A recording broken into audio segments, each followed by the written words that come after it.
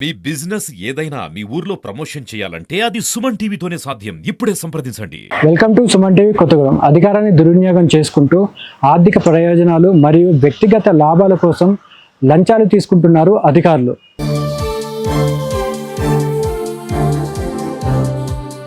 భద్రాద్రి కొత్తగూడెంలోని ఒకే రోజు 5 ప్రభుత్వ ఉద్యోగులు లంచం తీసుకుంటూ అవినీతి నిరోధక శాఖకు పట్టుబడ్డారు.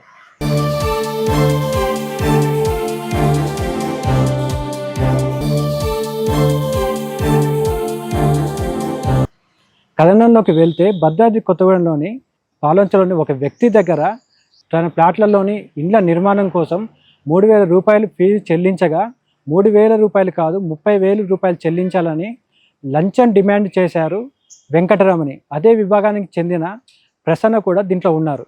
ఇదిలా ఉండగా భద్రాచలంలోని చక్కెర దొంగతనం చేస్తూ ఒక వ్యక్తి సీసీ ఫుటేజ్ ద్వారా శంకర్ అనే కానిస్టేబుల్కి చిక్కగా blue dot police station constable సహాయంతో ఆ వ్యక్తిని ఆ ఆటోని స్టేషన్కి తరలించి ఎటువంటి కేసు నమోదు చేయకుండా ఎస్ఐ శ్రీనివాస్, శంకర్ మరియు నవీన్లు అనే కానిస్టేబుల్తో సహా వీరు 50,000 రూపాయలు డిమాండ్ చేయడం జరిగింది.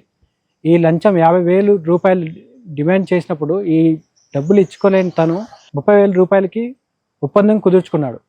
ఇలా వేరువేరు ఘటనల్లో డ్యూటీ చేయడానికి ఒకరు, డ్యూటీ చేయకుండా ఉండడానికి ఇంకొకరు లంచం అడగడంతో విసిగెత్తిన బాధితులు అవినీతి నిరోధక శాఖను సంప్రదించడం జరిగింది. వీరి సహాయంతో ఈ అవినీతి నిరోధక శాఖ వారు వీరిని రెడ్ హ్యాండెడ్గా పట్టుకోవడం జరిగింది. బాధితులను ప్రశంసిస్తూ లంచాన్ని నియంత్రిస్తేనే అవినీతిని నిర్మూలించవచ్చు అని చెప్పేసి ప్రజలు అంటున్నారు.